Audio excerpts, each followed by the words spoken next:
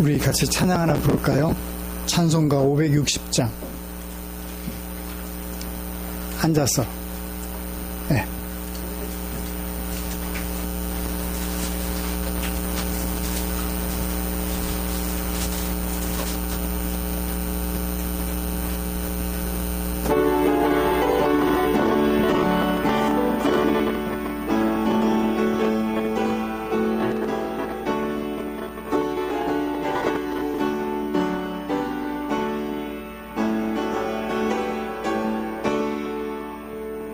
주의 발자취를 따르니 어찌 즐거운 일 아닌가. 맘의 맑은 하늘 열리고 밝은 빛이 비친다. 발자취를 따라가자 기쁜 마음으로. 발자취를 따라가자 찬송하며 즐겁게. 주의 발자취를 따르니 어찌 행복한 일 아닌가. 마음의 악한 생각 사라져 밝은 마음 삭든다. 발자취를 따라가자 기쁜 마음으로. 발자취를 따라가자 찬송하며 즐겁게. 주의 발자취를 따르니 어찌 든든한 일 아닌가. 마음의 두려움은 사라져 새로운 힘 솟는다. 발자취를 따라가자 기쁜 마음으로. 발자취를 따라가자 찬송하며 즐겁게.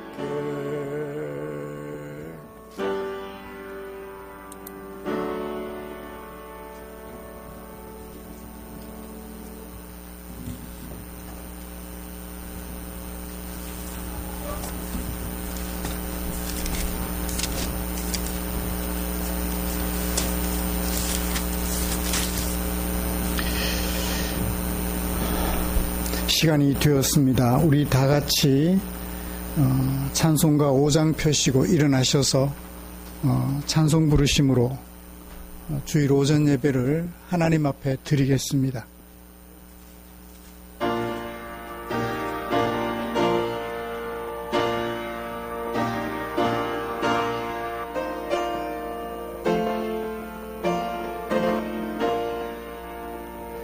이 천지간 만물들아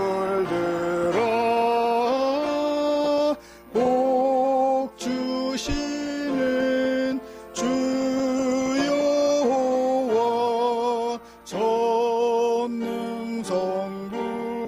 성자 성령 찬송하고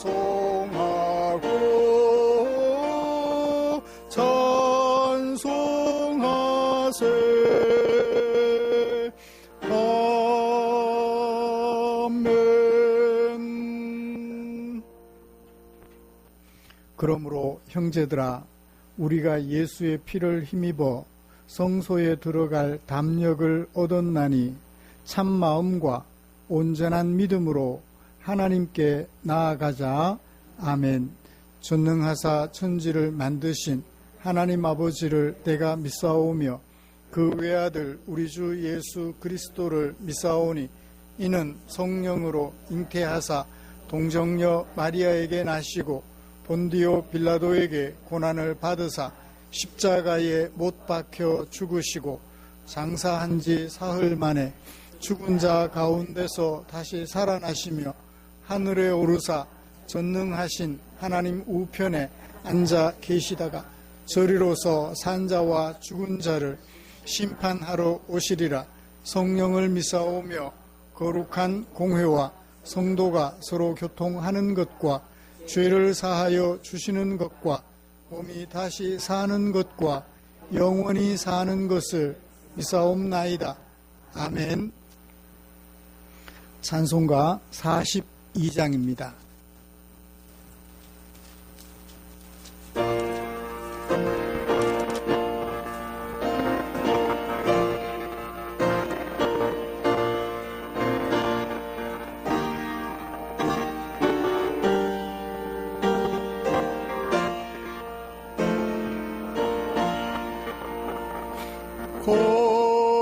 거룩한 주님께 예배를 드리세 무릎을 꿇고서 영광 돌려 금 같은 순종과 향기로운 겸손을 주님께 바쳐서 경배하리. 주 앞에 삼가서 겸손히 행하면 주 너를 언제나 돌보시리.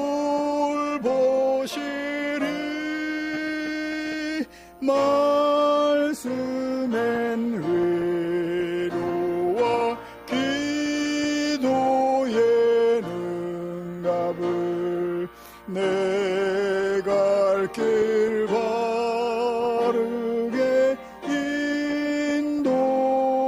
인도하리. 주 앞에 설 때에 두려워 마 가난한 우리를 도우시리.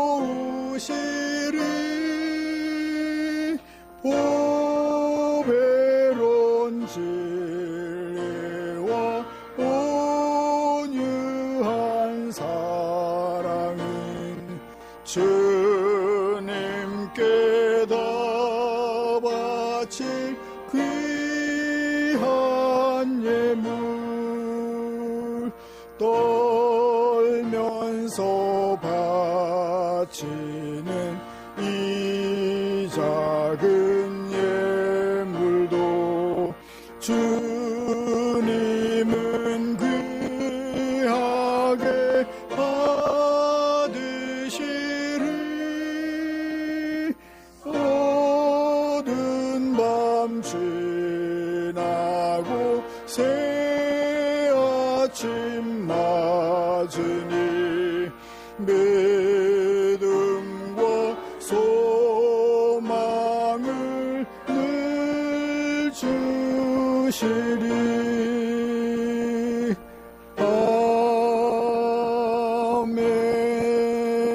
아멘.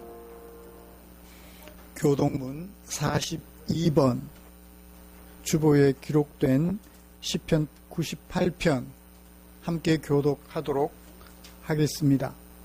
새 노래로 여호와께 찬송하라. 그는 기이한 일을 행하사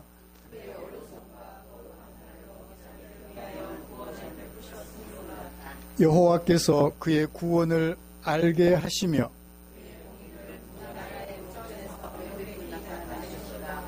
그가 이스라엘의 집에 베푸신 인자와 성실을 기억하셨으므로 온 땅이여 여호와께 즐거이 소리칠지어다. 수금으로 여호와를 노래하라. 나팔과 호각 소리로 왕이신 여호와 앞에 즐겁게 소리칠지어다.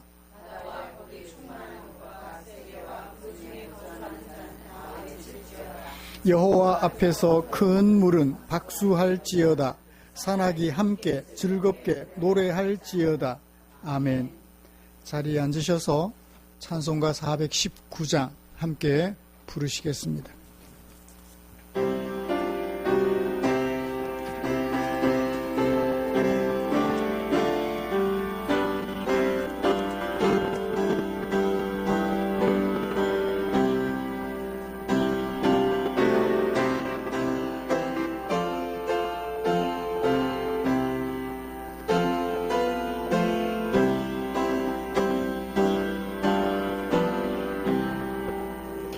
주 날개 및 내가 편안히 쉬네.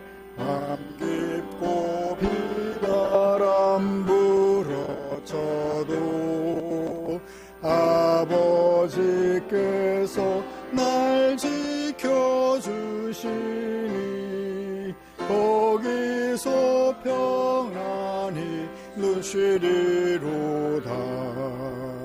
주 날개 및 평안하다.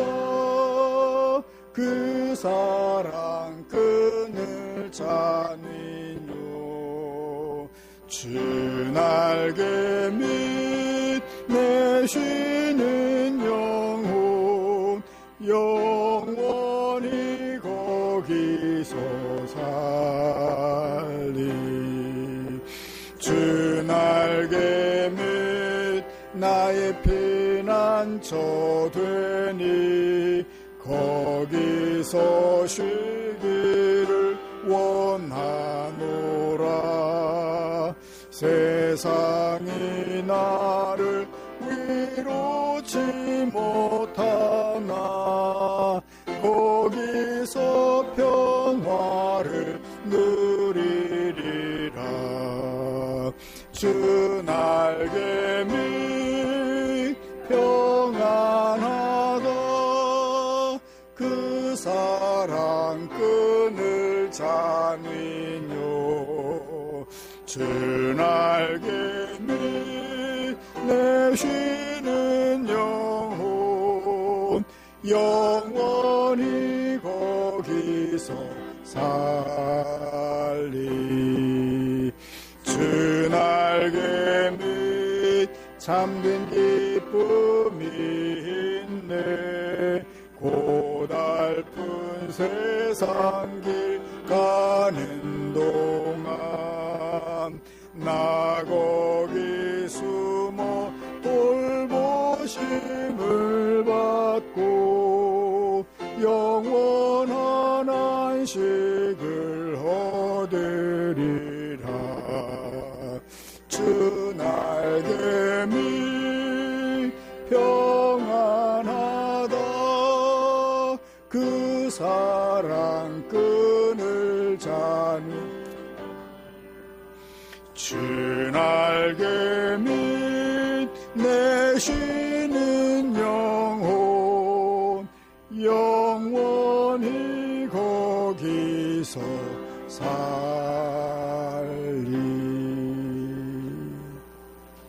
아멘.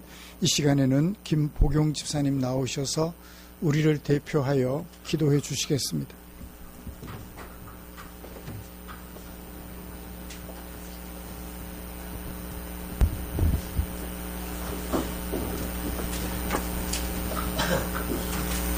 하나님 아버지 감사합니다. 한 주 동안에 흩어져 있다가 한 자리에 모여서 아버지 앞에 찬양과 경기를 드릴 수 있는 마음을 주셔서 감사합니다. 항상 우리들은 피의 말씀으로서 살아가기를 원하고 세상선을 끊어지고 말씀으로서 더 행복하게 나가도록 도와주십시오. 가정에도 화목한 가정이 되어서 날마다 가정에서 자두와 소리가 울려 퍼져 나오도록 기회를 주셔서 말씀으로서 항상 용기를 얻고 바로 살아가기를 원합니다. 우리들은 항상 연약하고 때문에 세상에 살면서도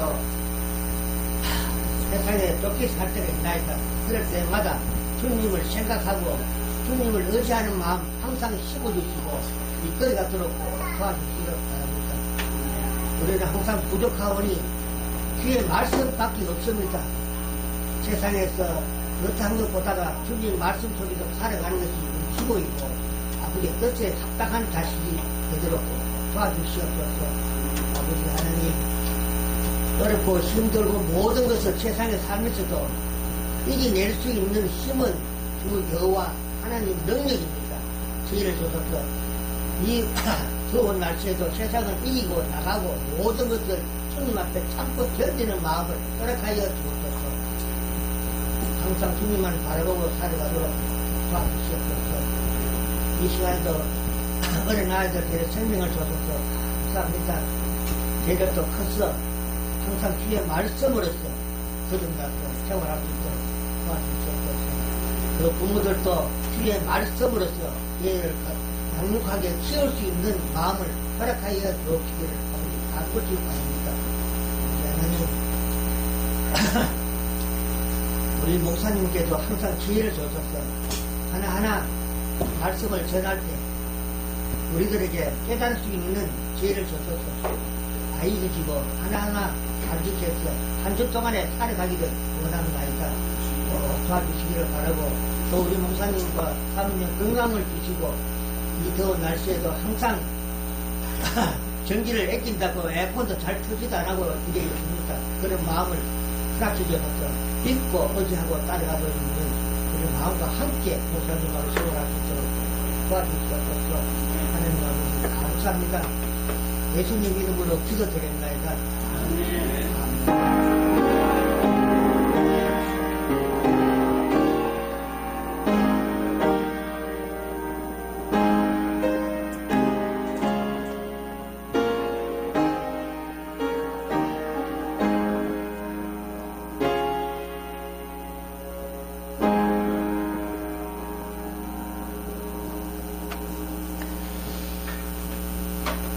오늘 함께 묵상할 하나님의 말씀은 예레미야 30장 18절부터 마지막 24절까지입니다.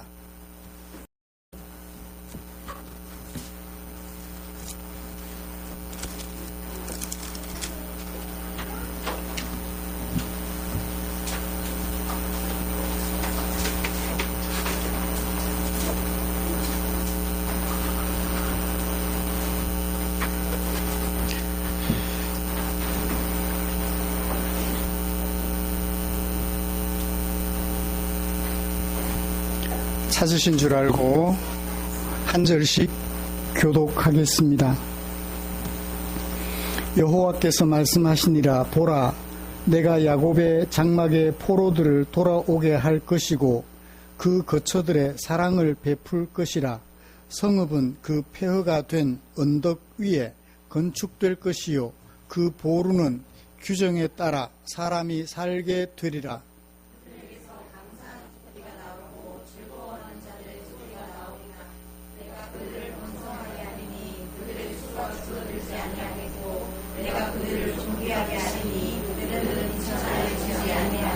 그의 자손은 예전과 같겠고 그 회중은 내 앞에 굳게 설 것이며 그를 압박하는 모든 사람은 내가 다 벌하리라.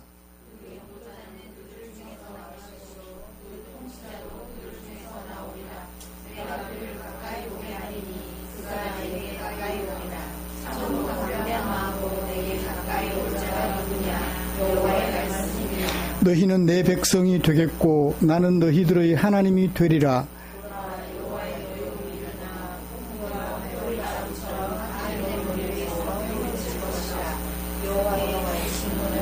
그의 마음에 뜻한 바를 행하여 이루기까지는 돌이키지 아니하나니 너희가 끝날에 그것을 깨달으리라. 아멘.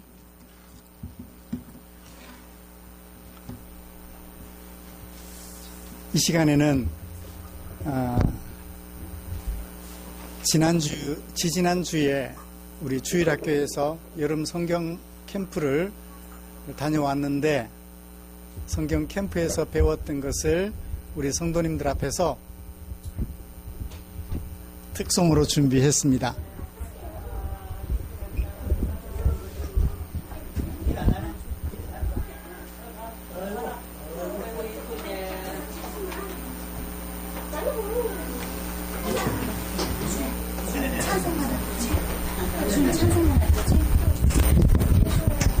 주안에도 찬송만 하지? 우리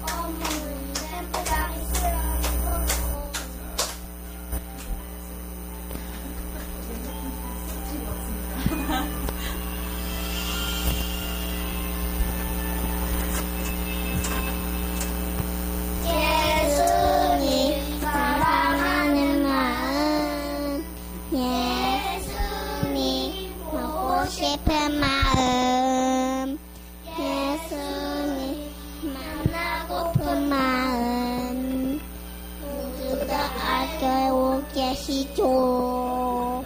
이 시간 내 맘에 오셔서 나를 안아주세요. 이 시간 내 맘에 오셔서 나를 만나주세요.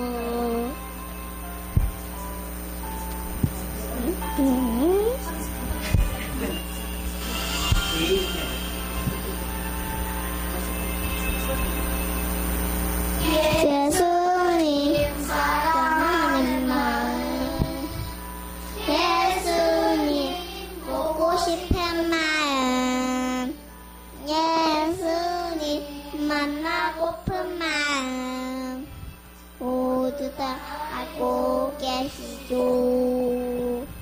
이 시간에 맘에 오셔서 나를 안아주세요. 이 시간 내 맘에 오셔서 나를 만나주세요.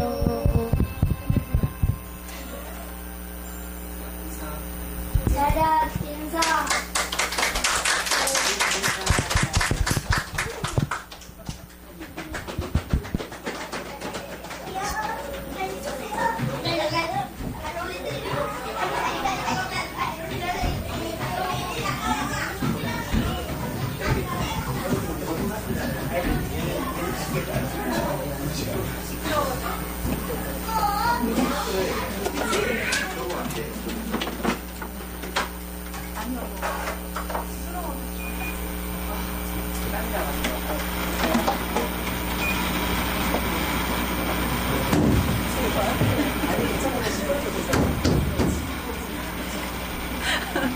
때리면 말이야.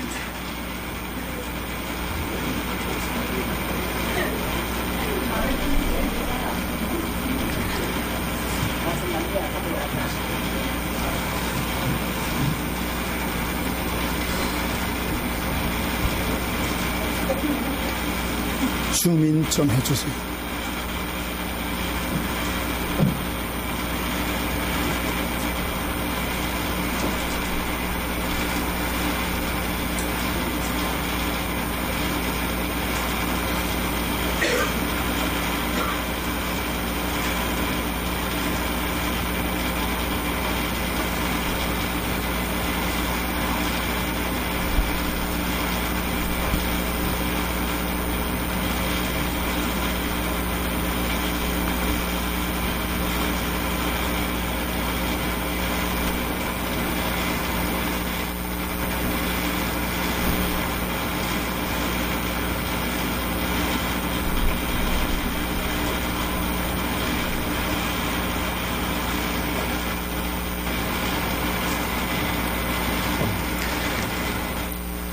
우리는 지난주에 예레미야 30장 12절부터 17절 말씀을 통하여 두 가지를 살펴보았었지요. 하나님께서 백성들의 악행 때문에 지금은 포로되는 징계를 내리시겠다는 것이었습니다. 그리고 다른 하나는 그러나 그날에 유다를 노략질한 모든 대적들이 거꾸로 노략질 당하게 하시고 유다의 상처에서 새살이 돋아나게 하실 것이라는 말씀이었습니다. 악행에 대한 징벌로 징계는 내리겠지만 결코 영원히 버리지 않으시며 다시 회복시키신다는 하나님의 계획을 살펴보았습니다. 사랑하는 성도 여러분, 지난 한 주간 동안 이 말씀을 통하여 우리는 어떤 자극을 받으셨을까요? 하나님의 사랑이 우리로 하여금 악행에 더 빠지게 하던가요? 아니면 악행에서 멀어지게 하던가요? 하나님의 사랑으로 인하여 악행으로 달려가던 우리의 걸음을 멈추는 기회로 삼으셨을 것이라 믿습니다. 이처럼 하나님의 사랑을 기억하며 악행으로 향하던 걸음을 멈추어서 태평과 안식을 누리려는 우리를 위하여 하나님께서는 당신의 마음을 성경에 담아 주셨지요. 오늘은 그 중에 예레미야 30장 18절부터 24절에 담아두신 하나님의 마음을 살펴보면서 은혜를 나누려고 합니다. 먼저 우리가 함께 교독한 본문은 무엇을 어떻게 소개하고 있는지 정리를 좀 해 보았으면 합니다. 그리고 설교 방향을 제시해 드리겠습니다. 먼저 18절부터 20절까지는 같은 형식의 문장을 모두 4번 반복합니다.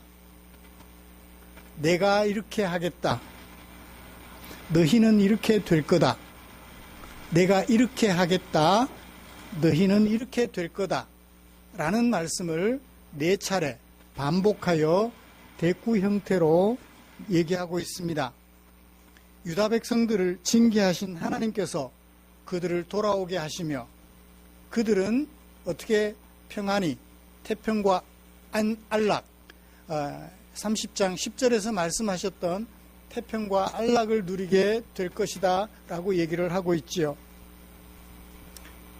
그 얘기를 왜 했을까요? 22절 하나님께서 왜 그런 일들을 하실까요? 목적 22절입니다. 나는 너희들의 하나님, 너희들은 나의 백성. 어떻게 그렇게 하시나요? 23절, 24절 여호와의 노여움이 여호와의 진노가 그들을 멸하고 돌아오게 할 것이다. 언제 백성들은 그걸 알아요? 마지막 날에 너희가 끝날에 하나님의 이런 계획을 알게 될 거야. 그때까지는 잘 모를 수도 있다. 그런 의미의 말씀인 것 같습니다. 이런 말씀을 가지고 먼저 유다와 이스라엘을 향한 하나님의 사랑에 대하여 살펴보려고 합니다. 18절에 하나님께서 돌아오게 하고 그 다음에 하나님께서 그들을 돌아오게 하신 후에 그들에게 뭐 하시겠다? 사랑을 베푸시겠다. 유다와 이스라엘 향한 하나님의 사랑에 대한 얘기들을 좀 오늘 해보고 싶습니다. 그리고 이어서 하나님께서 유다와 이스라엘을 그렇게 사랑하시는 목적 22절을 중심으로 그 목적이 무엇이며 그 목적의 의미는 무엇인지 함께 생각해 보면서 하나님의 은혜를 나누려고 합니다. 말씀 나눌 때 우리 공동체 안에 하나님의 감동하시는 은혜가 넘치기를 기대합니다. 하나님께서 예레미야 선지자를 통하여 30장에서 들려주신 세 번째 신탁, 첫 번째 신탁은 1절부터 11절까지, 두 번째 신탁은 지난주에 살펴본 12절부터 17절까지, 이제 세 번째 신탁을 기록한 18절부터 24절까지 살펴보게 될 텐데, 그 중에 18절을 보시면 여호와께서 말씀하셨다. 보라, 내가 야곱의 장막의 포로들을 돌아오게 할 것이고 그 거처들 위에, 그들의 거처들 위에 사랑을 베풀 것이다. 그러니까 두 개의 동사인 것처럼 표현이 되어 있어요. 그죠? 돌아오게 하겠다, 사랑을 베풀겠다. 두 개의 동사인 것처럼 번역이 됐는데 앞에 돌아오게 하는 것은 일반 동사가 아니고 분사형 동사예요. 무슨 역할을 하죠? 분사형 동사는 형용사 역할을 해요. 내가 돌아올 야곱 장막의 포로들을 또는 포로들에게 그들의 거처 위에 뭐 할 것이다? 사랑을 베풀 것이다. 돌아오게 할 야곱 장막의 포로들, 야곱 백성들, 야곱의 후손들에게 사랑을 베풀 것이다. 그러니까 사랑 베푸는 게 핵심이에요. 돌아오게 하는 것은 사랑의 일환이고 사랑을 베푸시는 것이 목적이에요.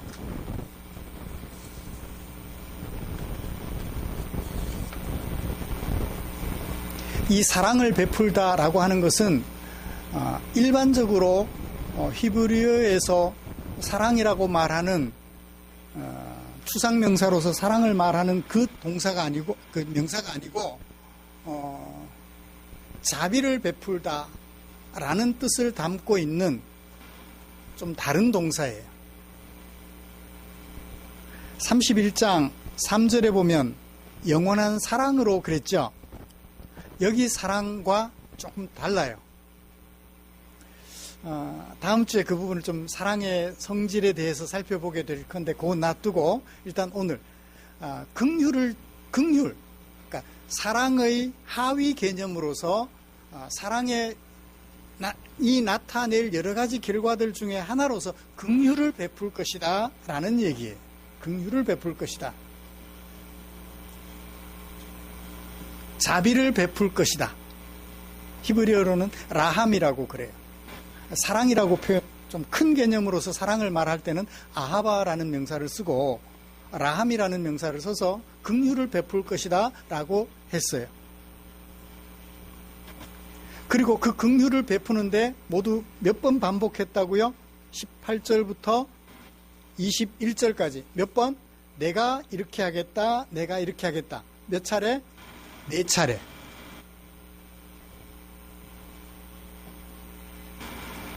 볼까요? 18절 내가 야곱 장막의 포로들을 돌아오게 할 것이고 돌아오게 할 그들 위에 사랑을 베풀 것이다. 그러면 그들이 사는 성읍은 어떻게 돼요? 그들이 사는 보루는 궁전을 말해요. 성읍은 일반 백성들이 사는 곳, 왕이 사는 곳은 궁전, 보루를 다른 말로 번역하면 궁전이 돼요.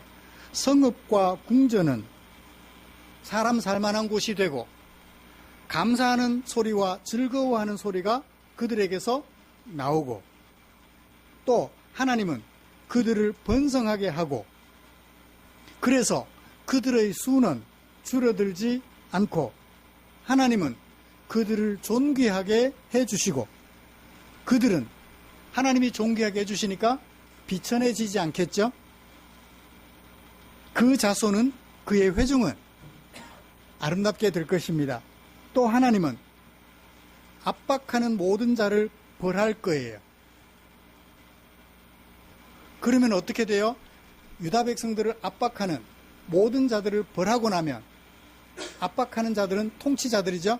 유다 백성들을 악하게 통치하는 그들을 하나님이 벌하시고 나면 새로운 통치자가 등장하겠죠. 그 새로운 통치자에 대한 이야기는 21절. 그들 중에서 새로운 통치자가 나타날 텐데 하나님께서 그 통치자를 어떻게 하시겠다? 하나님을 가까이 하는 통치자가 되게 하겠다. 하나님을 가까이 하는 통치자가 그들 위에 새롭게 등장하게 될 거다 라고 얘기를 해요. 그래서 하나님은 이렇게 하시고 백성들은 이렇게 되고 하는 얘기를 4번 반복하여 말씀해 주셨습니다. 사랑하는 성도 여러분, 이걸 하나님의 무엇이라고요? 사랑, 긍휼이라고, 자비라고 얘기를 해요. 이 자비는 어떤 사람들에게 주어지나요? 하나님 악행을 인하여 징계를 받고 바벨론의 포로로 붙잡혀가 살아가고 있는 그들에게 베풀어지는 긍휼이에요. 악행을 인하여 긍휼을 받을 수 없는 사람들이잖아요. 그들에게 베풀어지는 긍휼, 사랑이에요. 이 사랑은 언제부터 시작이 됐을까요? 언제부터? 시작부터. 이른 유다와 이스라엘 향한 하나님의 사랑은 아브라함을 부르실 때부터 시작이 되었습니다. 창세기 12장 1절부터 3절까지 말씀을 참고하면 하나님께서 아브라함을 찾아오시고 말씀하셨어요. 어떤 아브라함? 하나님을 모르는 아브라함. 어떤 아브라함? 갈대아 우르 지역에서 그들이 섬기는 달신을 백성들이 섬기는데 도움이 될 만한 것, 무엇이죠? 목각 인형들이겠죠. 그런 것들을 만들어서 생계수단으로 삼던 그 아브라함을 찾아오시고 말씀하셨어요. 뭐라고요? 너는 가라. 내가 너를 큰 민족을 이루게 하고 너의 이름은 창대하게 하겠다. 올해 교회 표 속에 들어가 있습니다. 너는 그러므로 복이 되라. 내가 너를 축복하는 자에게는 복을 내리고 너를 저주하는 자에게는 저주하리니, 돌보겠다는 얘기죠. 땅의 모든 족속이 나의 사랑을 받은 너 때문에 복을 받게 될 거다 라고 말씀을 하셨어요. 그래요. 하나님의 사랑은 이처럼 유다와 이스라엘의 조상이 되는 아브라함을 부르는 때로부터 시작이 되었어요. 시작부터 하나님의 사랑이 그들 위에 임했던 것이지요. 이런 사랑은 그 후로도 계속됩니다. 아브라함의 후손, 야곱의 후손들이 애굽으로 내려가 살게 됐죠. 몇 년 동안? 400년 동안, 혹은 430년 동안 애굽에 가서 살게 됩니다. 요셉의 은혜를 기억하는 애굽 왕이 살아있을 동안에는 유다 백성들이 어땠어요? 행복했어요. 그런데 요셉의 은혜를 아는 왕이 떠나간 뒤 요셉의 은혜를 모르는 왕이 등장하면서 유다 백성들은 뭐처럼 살았나요? 노예처럼 살았어요. 노예처럼. 그렇게 노예처럼 살면서 고통이 너무 극심하여 하나님 앞에 부르짖습니다. 우리가 죽게 되었습니다. 그때 하나님께서 그 고통 소리를 들으시고 모세를 그들에게 보내시면서 들려주셨던 말씀이 이거예요. 하나님이 아브라함과 이삭과 야곱에게 세우셨던 그 언약을 기억하시고 하나님이 이스라엘 자손을 돌보셨다. 다시 한번 반복합니다. 하나님이 그들을 기억하셨더라. 애굽의 노예처럼 살아가던 그들이 착해서 돌보셨나요? 아니에요. 하나님이 조상 아브라함에게 찾아오실 때 이미 베풀어 주셨던 그 사랑에 기반을 둔 언약 때문에 그 언약을 지키려고 그들을 기억하시고 돌보셨죠. 그 언약을 기억하시고 돌보기 시작하셨죠. 그러므로 시작도 하나님의 사랑, 돌보시는 중간 과정도 하나님의 사랑이에요. 이 모든 사랑에 대하여 선포된 하나님의 사랑의 속성은 무엇일까요? 조건 없는 사랑이었습니다. 아브라함을 부르시고 아브라함이 착하게 살아갈 것을 예상한 사랑이 아니라 아브라함이 착하게 살아갈지 착하지 못하게 살아갈지 고려하지 않은 하나님의 일방적인 사랑이었습니다. 그것을 어디에 소개하고 있나요? 신명기 7장 6절부터 8절까지. 너는 내 여호와 내 하나님의 거룩한 백성 성민이야. 내 하나님 여호와께서 너를 택하셨다. 무엇으로? 자기 기업의 백성으로. 여호와께서 너를 택하심은, 여호와께서 너를 기뻐하심은 너희가 다른 민족보다 수요가 많기 때문이 아니라 너희가 오히려 민족 중에 가장 작기 때문에 기뻐하시고 택하셨다. 본인이 스스로 큰 사람은 사랑을 받아도 그 사랑의 가치에 대하여 대수롭지 않게 생각합니다.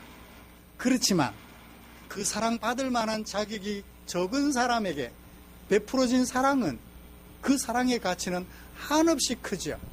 하나님은 그것을 위하여 가장 작은 아브라함을 부르셨던 것이고 그의 자손들을 부르셨던 것입니다.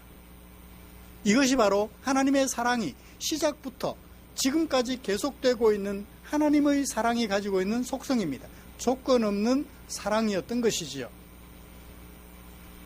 여러분, 이런 하나님의 사랑은, 조건 없는 하나님의 사랑은 마지막 순간까지 계속됩니다. 오늘 우리에게도 이 사랑은 계속되며 마지막 순간까지 계속돼요. 에베소서 1장 3절부터 6절에서 바울은 이렇게 말합니다. 찬송하리로다. 무엇을 찬송해요? 하나님 곧 우리 주 그리스도의 아버지께서 그리스도 안에서 신령한 복을 누구에게 주셨어요? 우리에게 주셨다. 에베소 성도들을 포함하여 오늘 대한민국에 2000년이 지나서 오늘 대한민국에 살아가는 우리들까지 우리에게 주셨다. 하나님이 어떻게 주셨나요? 어떻게 하늘에 속한 신령한 복을 주셨나요? 창세전에 그리스도 안에서 우리를 택해 주셨다. 택해 주셨다. 그 다음에 기쁘신 뜻대로 우리를 예정해 주셨다. 뭐 하려고? 우리를 그 사랑 안에서 하나님 앞에서 거룩하고 흠이 없게 하시려고 예정해 주셨다. 마지막으로 뭐가 되게 하셨다? 우리를 아들들이 되게 하셨다. 왜 그렇게 하셨나요? 그가 사랑하시는 자 예수 안에서 우리에게 거저 주시는 바 그 은혜의 영광을 찬송하게 하려고.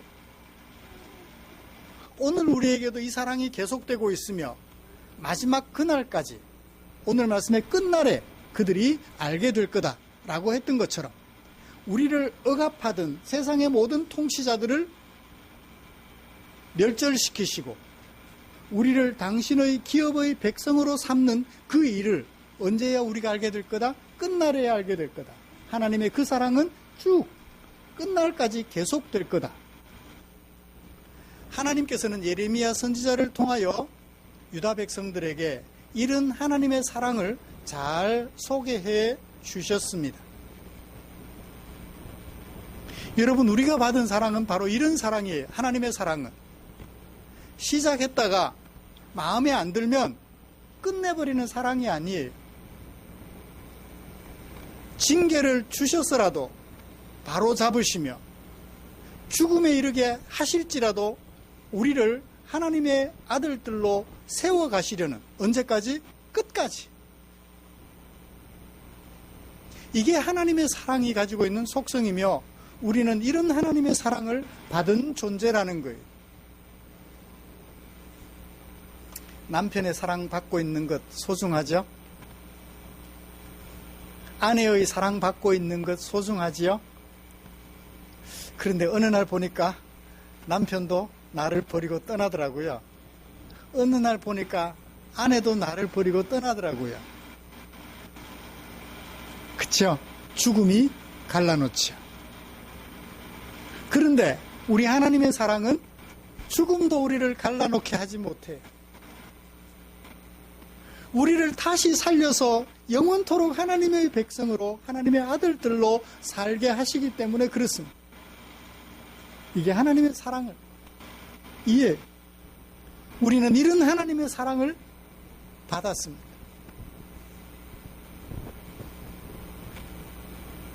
어떠세요? 내가 얼마나 존귀한 존재인지, 거룩하신 하나님의 사랑을 받은 참으로 존귀한 존재라는 것을 한시도 잊지 않으시기를 기대합니다. 그러면 이제 하나님께서 이처럼 유다와 이스라엘을 악행으로 인하여 징계받아야 할 유다와 이스라엘을 사랑하시는 목적은 무엇일까요? 목적. 22절에 소개하고 있습니다. 너희는 내 백성이 되겠고 나는 너희들의 하나님이 되리라. 창조주 하나님과 피조물 사람들이 하나님과 백성의 관계를 만들겠다는 거예요. 하나님과 단순히 피조물이 아니라 하나님과 백성의 관계를 만들겠다는 것이 하나님의 사랑의 목적인 것입니다. 이 목적은 언제부터 시작되었을까요? 하나님께서 모세에게 말씀하여 들려주시기를 나는 여호와라. 마지막에도 나는 여호와라. 그러면 중간에는 어떤 여호와인지 소개하겠죠? 어떤 여호와? 내가 아브라함과 이삭과 야곱에게 전능의 하나님으로 나타나서 언약하던 여호와였다. 언약은 힘이 있는 사람이 해야 돼요? 힘이 없는 사람이 해야 돼요? 힘이 있는 사람이 해야 되죠. 힘 없는 사람이 언약하면 네가 그 일을 할 줄 어떻게 믿어?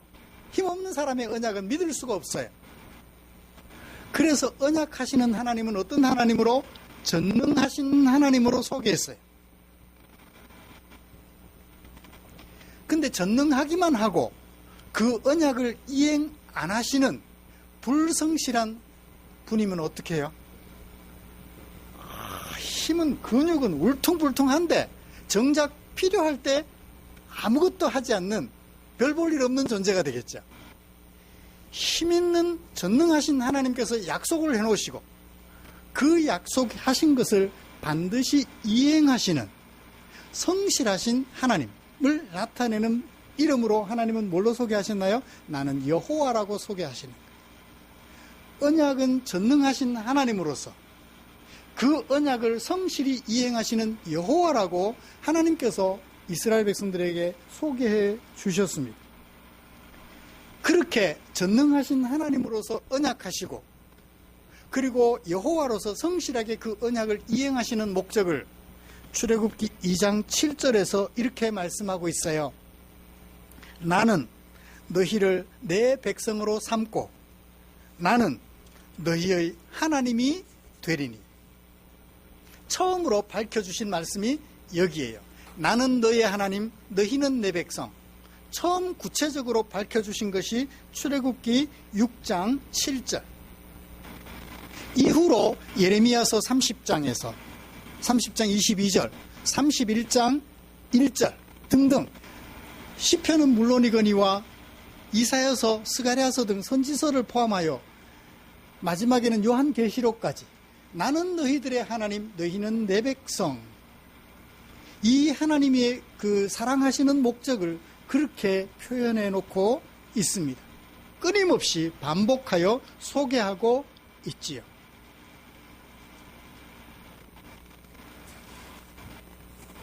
여러분, 여기에서 우리는 하나님과 백성이라는 그 관계에 대하여 우리가 좀 생각해 볼 필요가 있을 것 같습니다. 하나님과 백성의 관계는 어떤 관계일까요? 남편과 아내의 관계는 어떤 성격을 가지고 있을까요? 마찬가지로 하나님과 백성의 관계도 어떤 관계를 가지고 있는지, 어떤 의미를 가지고 있는지 그 의미를 살펴봐야 비로소 우리는 하나님께서 의도하신 하나님과 백성이라는 그 관계를 잘 지탱해 나갈 수 있겠죠? 그래요. 그 관계의 의미를 좀 생각해 보고 싶습니다. 어떤 의미일까요? 이렇게 얘기를 해보죠. 제일 처음에 성경에 나타난 것이 사람을 하나님께서 지으시고 그 사람들에게 명령하셨어요. 뭐라고요? 생육하고 번성하라. 땅을 정복하라. 사람들이, 지으심을 받은 사람들이 하나님의 명령을 따라 해야 할 일, 생육하고 번성하는 것. 그 다음에 하나님이 주신 피조물들을 정복해야 되는 거예요. 잘 경영해야 되는 것입니다. 왜 사람들에게 이런 일들을 맡겨주셨을까요? 하나님이 사람을 지으실 때 뭘로 지으셨다고요? 형상으로서 지으셨다고요. 형상을 따라 지은 것이 아니라 형상으로 지은 거예요. 우리는 뭐다? 하나님의 형상이다라는 거예요. 이 형상이라는 말이 가지고 있는 의미, 그 당시 사람들이 이해를 해야 되잖아요. 모세가 창세기를 기록할 때만 해도 이 세상에는 제국주의가 충만했습니다. 식민 지배를 했고 그 식민 지배를 통하여 넓은 식민지를 다 통치할 수 없으니까 뭘 보내요? 황제의 형상을 보내요. 대행자를 보내죠. 유럽 소설 같은 것들을 읽어보면 그들을 우리가 뭐라고 번역했죠? 영주라고, 영지를 다스리는 영주라고 얘기를 했죠. 그런 의미예요. 대행자. 만드신 피조물들을 직접 통치하시면 될 터인데 직접 통치하지 않으시고 그 모든 것들을 누구에게 맡겨주셨다? 형상으로 지으신 우리 사람들에게 맡겨주셨다. 그러니까 하나님과 형상의 관계에서 하나님과 백성의 관계가 가지고 있는 의미를 정리해 보자는 거죠. 자, 하나님은 모든 것들의 주인이십니다. 그죠? 모든 피조물들의 주인이십니다. 형상으로 지음받은 사람들은 하나님이 지어 맡겨주신 모든 것들을 생육하고 번성하면서 잘 경영해 가야 할 존재라는 거예요. 누구의 뜻을 따라? 아버지의 뜻을 따라, 하나님의 뜻을 따라. 하나님이 하라는 것은 하고 하지 말라는 것은 안 하면서, 대신에 하지 말라는 것 하면, 형상이 하지 말라는 것 하면 좀 벌 받겠죠. 뭐 벌 받겠죠. 그죠? 형상으로서 하라는 것을 잘 하면 하나님 만났을 때 어떤 마음으로 만날까요? 기쁜 마음으로 만나겠죠. 주말 저녁에 부부끼리 싸웠어요. 주일날 예배 드리러 오면 표정이 어떻게 돼요? 굳어져 있겠죠? 이런 마음으로 예배 드리러 가도 될까? 이번 주는 안 갈래. 다음 주 기분 좋을 때 가지. 충분히 그런 마음 가질 수 있어요. 왜? 하나님의 말씀에 순종하지 못했기 때문에, 사랑하지 못했기 때문에.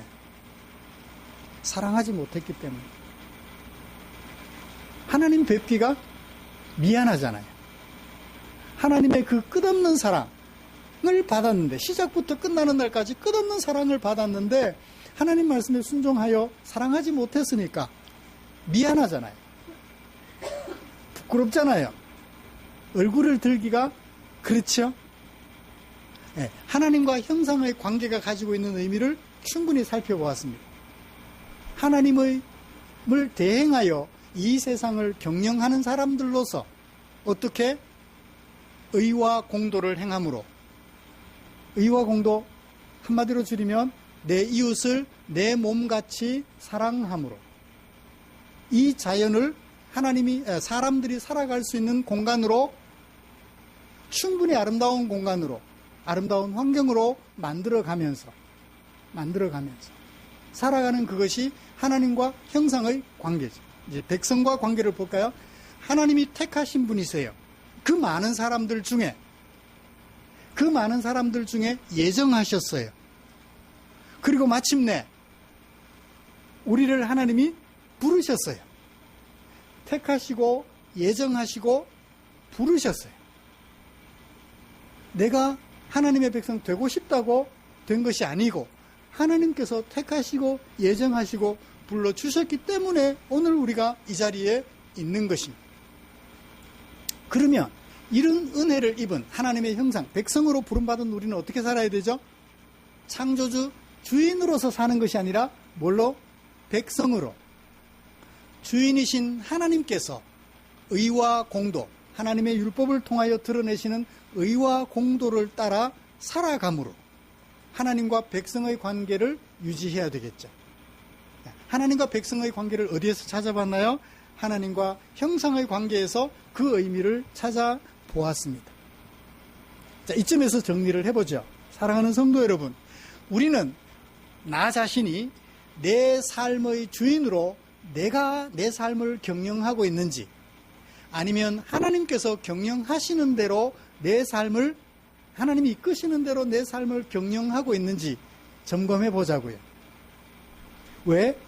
하나님께서 우리를 택하시고 예정하시고 부르신 목적이 우리를 백성 삼기 위함이시니까요. 내 속에 끌어오르는 욕망을 내려놓고 하나님이 이끄시는 대로 사는 것을 성경, 사도 요한은 뭐라고 말해요? 이기는 것이라고 말을 해요. 이기는 것. 나 자신의 욕망을 내려놓고 하나님의 욕망을 내 안에 가득 담아 살아가는 것. 그것을 이기는 것이라고 말하고, 이기는 그것이 뭐 하는 것이다? 하나님을 찬송하는 것이다 라고 얘기를 해요. 말씀을 마치겠습니다. 사랑하는 성도 여러분, 오늘 우리는 예레미야 30장 18절에서 24절에 기록된 하나님의 신탁을 통하여서 처음부터 끝까지 계속되는 하나님의 사랑과 그렇게 사랑하시는 목적을 함께 살펴보았습니다. 하나님의 사랑을 택하심부터, 예정부터, 부르심부터 마지막 순간까지 받았은즉 백성으로서 하나님의 의와 공도를 담고 있는 율법을, 하나님의 말씀을 잘 묵상하시고 그 가운데 기록한 대로 내 이웃을 내 몸처럼, 나의 이웃을 내 몸처럼 내 몸 사랑하듯 사랑하며 살아감으로 백성의 관계를, 하나님과 백성의 관계를 아름답게 유지해 가기를 힘쓰는, 그것을 다짐하는 우리 성도님들이 되시기를 주님의 이름으로 축복합니다. 기도하겠습니다. 고맙습니다. 주님, 주께서 허락하신 시간, 주께서 허락하신 말씀을 함께 살펴보면서 은혜를 나누었습니다. 고맙습니다. 세상의 욕망에 쩔어 살아가고 있던 나를 택하시고 예정하시고 불러주셔서 하나님의 백성 삼아 주셨습니다. 이제 욕망에 쩔어 살던 그때의 모습들 다 벗어 던져버리고 이제 하나님의 백성으로서 하나님이 우리에게 원하시는 바, 말씀에 담아두신 의와 공도, 이웃 사랑을 실천하여 내가 살아가는 그곳에서 하나님을, 나를 불러주신 하나님을 찬송하는 아름다운 우리 성도들 되도록 이끌어 주시옵소서. 우리를 사랑해 주신 주께 감사드리며 예수님의 이름으로 기도드리옵나이다. 아멘.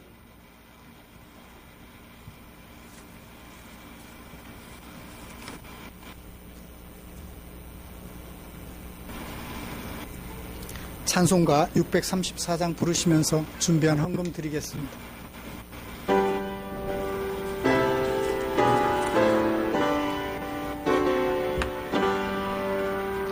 모든 것이 주께로부터 왔으니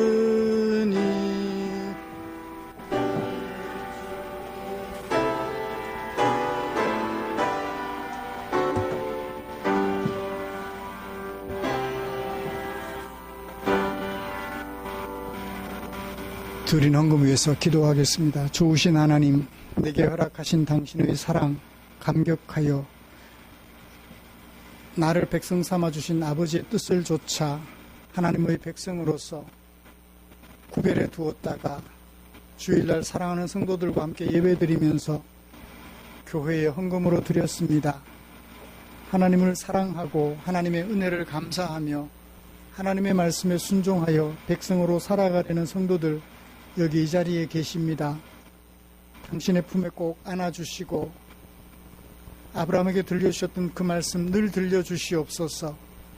내 마음에 합한 자라고 다윗에게 들려주셨던 그 말씀 우리 성도들 위해 늘 들려주시옵소서. 또 주께 기도드립니다. 우리 사랑하는 성도들 드린 이 헌금 위에 주님이 축복해 주셔서 사용되는 그곳마다 주려 배고파하는 지체들 배를 채워드리고 삶의 무게에 눌려 쓰러져 있는 지체들 일으켜 세워드리는 일에 쓰고 남음이 있도록 우리 주님 축복해 주시옵소서. 우리를 의와 공도의 길로 이끄실 뿐만 아니라 우리에게 먹고 입고 살아갈 모든 생활을 책임져 주시는 우리 주님의 은혜를 기대하며 우리 구주 예수님의 이름으로 기도드리옵나이다. 아멘.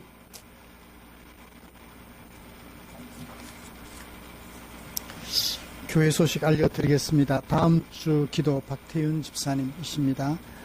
우리의 삶과 인격을 아름답게 하는 하나님의 말씀 묵상에 최선을 다해서 백성으로서의 모습 늘 갖춰가는 우리가 되었으면 좋겠습니다. 막바지 더위가 되지 않을까 싶습니다. 그런 반면 또 코로나가 다시 재유행을 하고 있다고 하니까요. 어디 가실 때마다 다중이 모이는 곳에서는 꼭 마스크를 착용하는 스스로 건강을 지켜내는 여러분들이 되었으면 좋겠습니다. 마스크가 없으면 뒤에 많이 준비되어 있으니까 마스크를 좀 가지고 가셔서 잘 관리해 주십시오. 그리고 손소독제도 뒤에 들어오시는 길에 구비해 놓겠습니다. 손소독도 자주 해주시고 내 건강을 지키는 것은 나를 위함이기도 하겠지만 너를 위함이기도 하다는 것 기억하시며 건강 잘 지켜주십시오. 특히 정부와 의료계간 분쟁으로 인하여서 심각한 상황이 되면 치료가 걱정이 되는 지금 시절이에요. 누구 탓이라고 말하기에 앞서서 우리 스스로 위기를 잘 넘겨갈 수 있도록 어쩔 수 없이 우리 스스로 생존해야 되는 것 같아요. 현재 시절이 그런 것 같습니다. 그래서 스스로를 잘 지켜내는 우리가 되면 좋겠습니다. 나라가 안정이 되면, 의료계와 정부가 안정이 되면 좀 걱정을 덜겠지만 안정될 때까지는 어쩔 수 없이 우리 스스로를 지켜내야 될 것 같아요. 곁에 계신 분들과 인사 나누시죠. 토를 한 하나는 괜찮아요? 괜찮아? 멀미였구나. 다른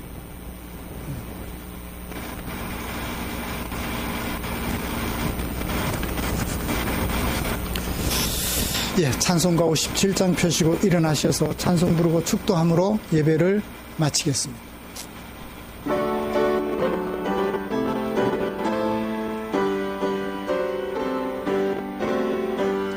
오늘 주신 말씀에 새 힘 얻어서 세상으로 나가서 살아갈 때에 나 혼자 힘으로 늘 부족하오니 주여 나를 도우사 승리하게 하소서.